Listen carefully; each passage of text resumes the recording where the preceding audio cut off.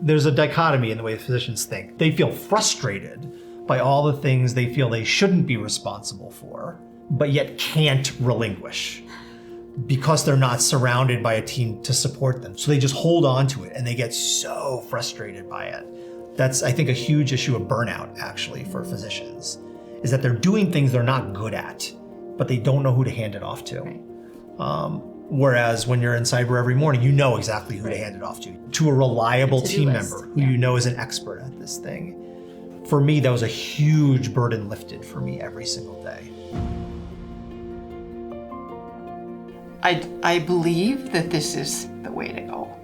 I've seen lots of other styles. I've been involved in many other areas, many other hospitals, and this is by far the most efficient, effective, safest method that I've ever been part of, and it's been a privilege for me to be part of that. Highlight of my career. I think just the communication within colleagues amongst the disciplines, so physicians, nurses, interdisciplinary team, and that kind of sense of morale and getting along with everybody and just feeling a part of a team is something that I don't take for granted, but I'm really proud of.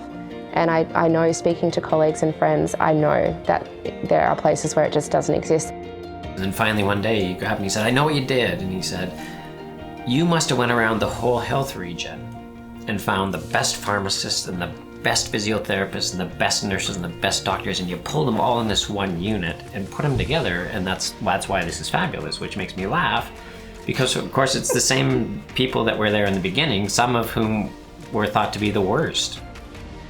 And I think this really helps keep her in the loop and help her feel like she is still in control of what happens and can make informed decisions for herself. When you have a team that values what you bring to the table, regardless of what your role is, becomes a place where you want to be. And when you can see the change in the culture and the sick time decrease and the overtime decrease, you start to create an environment where people want to be at work.